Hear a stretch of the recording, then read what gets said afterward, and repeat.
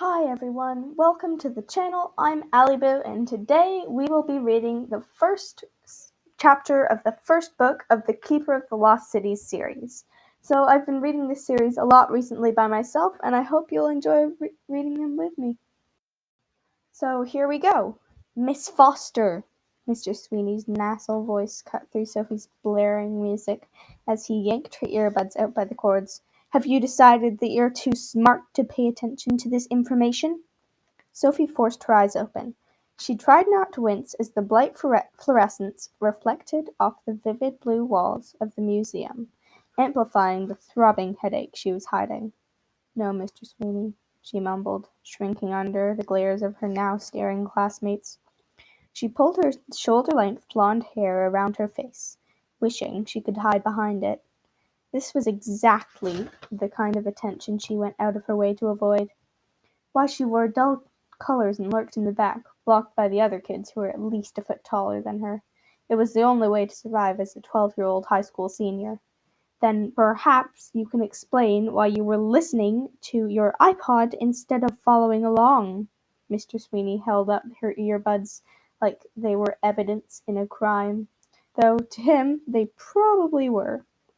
He dragged Sophie's class to the Natural History Museum in Balboa Park, assuming his students would be excited about the all-day field trip.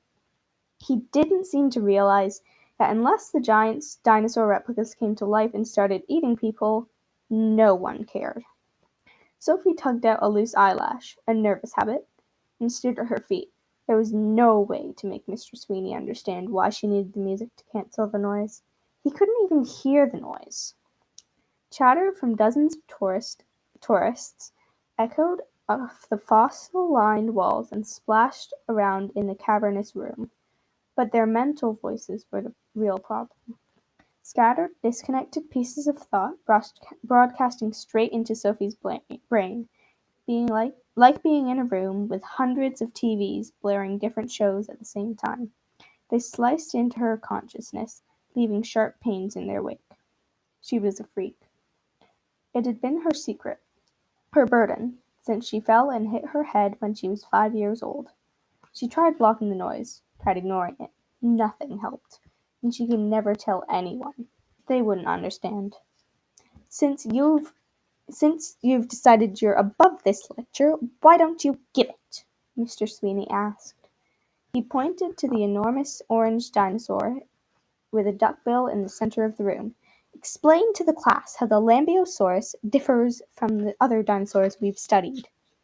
Sophie repressed a sign as her mind flashed to an image of the information card at the front of the display. She'd glanced at it when they entered the museum, and her photographic memory recorded every detail. As she recited the facts, Mr. Sweeney's face twisted into a scowl, and she could hear her classmates' thoughts growing increasingly sour. They weren't exactly fans of their resident child prodigy. They called her Curvebuster. She finished her answer, and Mr. Sweeney rumbled something that sounded like know-it-all as he stalked off to the exhibit in the next room over. Sophie didn't follow. The thin walls separating the two rooms didn't block the noise, but they muffled it. She grabbed what little relief she could. Nice job, super freak, said Garwin Chang, a boy wearing a t-shirt that said, "Back off, I'm gonna fart," sneered as he shoved past her to join their classmates. Maybe they'll write another article about you. Child prodigy teaches class about the Lamesaurus. Garwin was still bitter. Yale had offered her a full scholarship. His rejection letter had arrived a few weeks before. Not that Sophie was allowed to go. Her parents said it was too much attention, too much pressure, and she was too young. End of discussion. So she'd be attending a much closer, much smaller San Diego City College next year. The fact that some annoying reporter found newsworthy enough to post in the local newspaper the day before. Child prodigy chooses City College over Ivy League, complete with her senior photo. Her parents freaked when they found it. Freaked wasn't even a strong enough word. More than half of their rules would help Sophie avoid unnecessary attention. Front-page articles were pretty much their worst nightmare. They'd even called the newspaper to complain. The The editor seems as unhappy as they were. The story was run in place of an article on the arsonist terrorizing the city, and they were still trying to figure out how the mistake had happened. Bizarre fires with white-hot flames and smoke that smelled like burnt sugar took priority over everything, especially a story about an unimportant little girl who most people went out of their way to ignore, or they used to. Across the museum, Sophie caught sight of a tall, dark-haired boy reading yesterday's paper with the embarrassing black and white photo of her on the front. Then he looked up and stared right at her. She'd never seen eyes that particular shade of blue before. Teal, like the smooth pieces of sea glass she'd found on the beach. And they were so bright they glittered. Something flickered across his expression when he caught her gaze. Disappointment? Before she could decide what to make of it, he shrugged off the display he'd been leaning against and closed the distance between them. The smile he flashed belonged on a movie screen, and Sophie's heart did a weird fluttery thing. "Is this you?" he asked, pointing to the picture. Sophie nodded, feeling tongue-tied. He was probably 15, and by far the cutest boy she'd ever seen. So why was he talking to her? "I thought so." He squinted at the picture, then back at her. "I didn't realize your eyes were brown." Yeah," she said, not sure what to say. "Why?" He shrugged. "No reason." Something felt off about the conversation, but she couldn't figure out what it was. And she couldn't place his accent. Kind of British, but different somehow. Crisper? Which bothered her, but she didn't know why.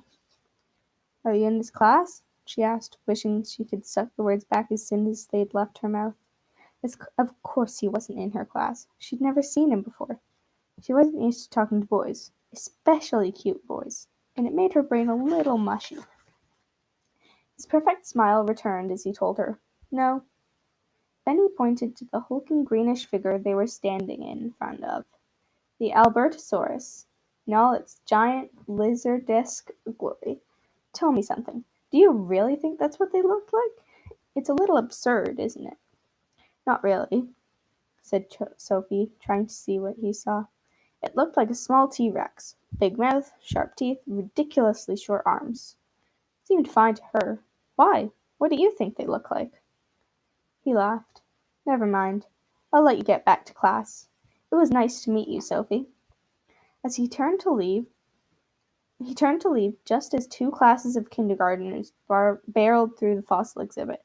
The crushing wave of screaming voices was enough to knock Sophie back a step, but their mental voices were a whole other realm of pain.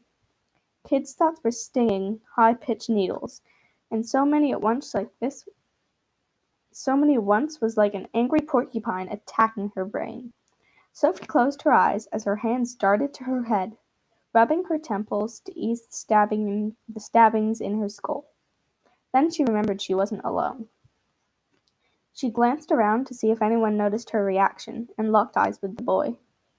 His hands were at his forehead, and his face wore the same pained expression she'd imagined she'd had only a few seconds before. "Did you just hear that?" he asked, his voice hushed. She felt the blood drain from her face. He couldn't mean. It had to be the screaming kids. They created plenty of racket on their own, shrieks and squeals and giggles, plus 60 or so individual voices chattering away. Voices. She gasped and took another step back as their brains solved her earlier problem. She could hear the thoughts of everyone in the room, but she couldn't hear the boy's distinct accented voice unless he was speaking. His mind was totally and completely silent. She didn't know how that was possible. "Who are you?" she whispered. His eyes widened. "You did, didn't you?" He moved closer, leaning in to whisper, "Are you a telepath?" She flinched. The words made her skin itch, and her reaction gave her away. "You are! I can't believe it," he whispered. Sophie backed towards the exit. She wasn't about to reveal her secret to a total stranger. "It's okay," he said, holding out his hands as he moved closer, like she was some sort of wild animal he was trying to calm. "You don't have to be afraid. I'm one too." Sophie froze. "My name's Fitz," he added, stepping closer still. "Fitz? What kind of a name was Fitz? She studied his face, searching for some sign that this was all part of a joke. I'm not joking, he said, like he knew exactly what she was thinking. Maybe he did. She wobbled on her feet. She'd spent the past 7 years wishing she could find someone else like her, someone who could do what she could. Now that she'd found him, she felt like the world had tilted sideways. He grabbed her arm to steady her. It's okay, Sophie. I'm here to help you. We've been looking for you for 12 years. 12 years? And what did he mean by we? Better question, what did he want with her? The walls closed in and the room started to spin. Air. She needed air. She jerked away and bolted through the door, stumbling as her shaky legs found their rhythm. She sucked in giant breaths as she ran down the stairs in front of the museum. The smoke from the fires burned her lungs and white bits of ash flew in her face, but she ignored them. She wanted as much space between her and the strange boy as possible. Sophie, come back! Fitz shouted behind her. She picked up her pace as she raced through the courtyard, at the base of the steps, past the wide fountain, and over the grassy knolls to the sidewalk. No one got in her way. Everyone was inside because of the poor air quality. But she could still hear his footsteps gaining on her. Wait, Fitz called. Don't have to be afraid.